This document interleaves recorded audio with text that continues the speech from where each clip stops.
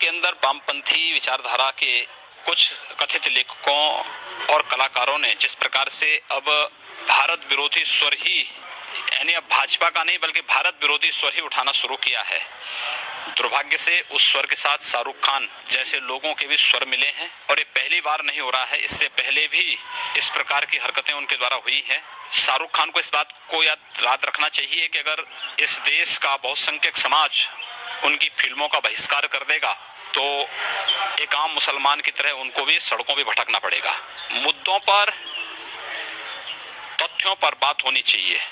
भारत की अंतर्राष्ट्रीय छवि को खराब करने की जो अंतर्राष्ट्रीय साजिशें हो रही हैं, उस साजिश से सबको बचना चाहिए।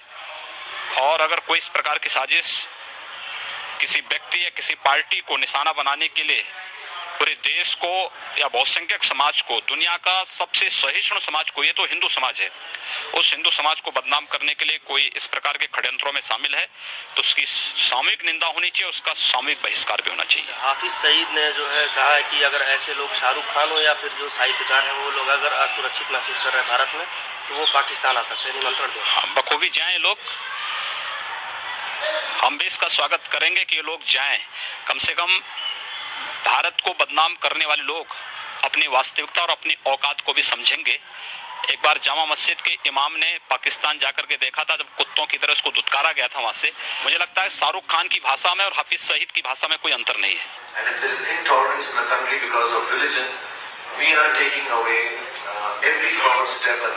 पहले जिन लोगों ने राजनीतिक पार्टियों की खुशामद करके पुरस्कार पाए थे, अब वो लोग उन राजनीतिक पार्टियों को खुश करने के लिए अपने पुरस्कार लौटा रहे हैं। शाहरुख खान को पुरस्कार लौटाने का इतना ही ज्यादा जुनून चढ़ा हुआ है तो उनको पद्मश्री मिलने के बाद में जितना भी पैसा मिला है वो सारा राष्ट्र के नाम दान कर दे, प्रधानमंत्री कोष में जमा करा दे, तब तो हम माने कि विरोध प्रदर्शन है।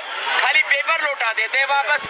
अरे जो पद्मश्री आदि सम्मान आदि प्राप्त करने के बाद जो कमाई की है वो कमाई की रकम वापस लौटाओ देश के नाम। अभी खाली पेपरगिरी करने में लगे हैं और पेपरगिरी में और नेतागिरी करने में ये बहुत फर्क है। और वास्तव में त्याग दिखाओ ना। इसमें ये नहीं है कि वो उनके अगेंस्ट हैं कि उनके साथ हैं, बट सिंबॉलिकली इट्स फैंटास्टिक। मेरी सिर्फ यही दुआ है और होप है कि जो सिंबलिज्म उन्होंने शुरू किया है उससे काम बेहतर हो जाए, उससे कुछ ना कुछ सॉल्व हो जाए। As far as you asking me, I am all for free creativity, but मैं उसके लिए अवार्ड दूं, ये दूं, मेरे पास तो नेशनल अवार्ड ही नहीं है। पहले मुझको अवार्ड दो, फिर उसके बाद वापस करूंगा मैं। देखिए, ये सारे बयान राजनीति से प्रेरित हैं और राजनीति से प्रेरित बयानों का औचित्य पर ही प्रश्न चिन्ह खड़े हो जाते हैं। मुझे लगता है कि जिन लोगों को भारत के अंदर असहिष्णुता नजर आती है तो आखिर सहिष्णुता उनको दुनिया में कहां नजर आती है, उनको ये तो बताना चाहिए। ISIS जो कर रहा है, क्या ये सहिष्णुता है? उनकी पत्नी देश से बाहर जाना चाहती है। ओह, सवाल ये है कि अब कोई जाना चाहता है तो किसी को रोका गया है क्या? किसी को जबरन रोका तो नहीं गया है जाने से। कोई जाना चाहता तो स्वेच्छा से जा सकता है और सम्मान जाना चाहिए। कम से कम देश के अंदर इसी बहाने आबादी कम तो होगी। Maybe 6 months, 8 months, there has been a growing sense of despondency, I would say. I mean, when I sit at home and talk to Kiran, you know, Kiran and I have lived all our lives in India. For the first time, Kiran says, should we move out of India? Now, that's a disastrous and very big statement for Kiran to make to me. She fears for her child, she fears for, you know, what the atmosphere around us will be. She feels scared to open the newspapers every day. So that does indicate that there is a sense of growing disquiet.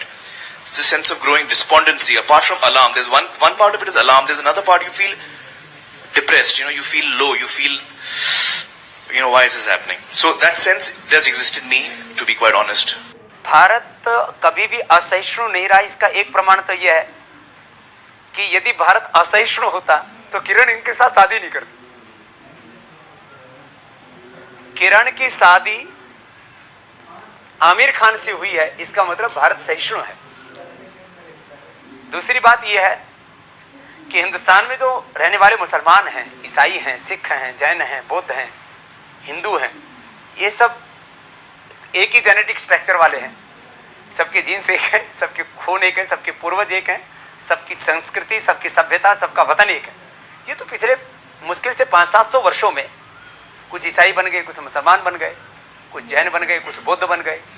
ये तो हमारे अंदर के पूजा पाठ की एक छोटी सी पद्धति बदली है।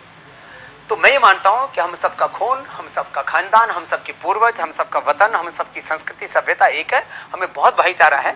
और ये जो असहिष्णुता वाली बातें हैं, ये मुझे एक राजनीतिक बयानबाजी से ज़्यादा कुछ नहीं लगती।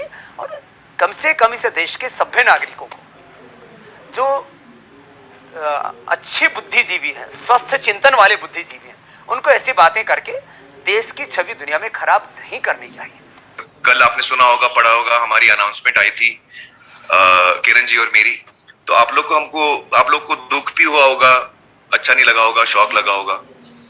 और हम बस इतना आपको कहना चाहते हैं कि हम लोग दोनों बहुत खुश हैं और अब एक ही परिवार हैं। हमारे रिश्ते में चेंज आया है, लेकिन हम लोग एक दूसरे के साथी हैं। तो आप लोग ऐसा कभी मत सोचिएगा।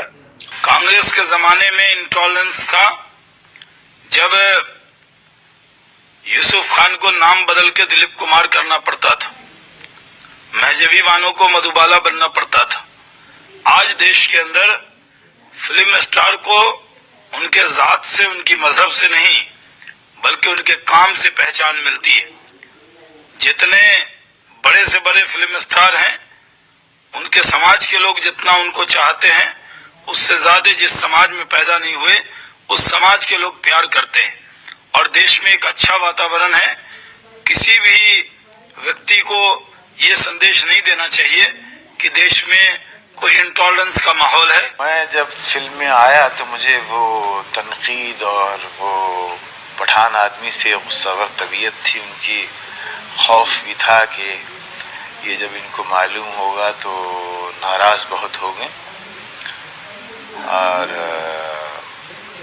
उस वक्त 2-3 नाम सामने रखे गए कि यूसुफ खान नाम रखा जाए या दिलीप कुमार रखा जाए या वासुदेव रखा जाए। तो मैंने अपनी जाती तौर से कहा कि यूसुफ खान मत रखिए और जो आपके दिल में आए आप नाम रख दीजिए। तो बाद में कोई 2-3 महीने के बाद जब मैंने अपना खुद इश्तिहार में नाम देखा तो मुझे मालूम हुआ कि मेरा नाम दिलीप कुमार तजवीज़ किया।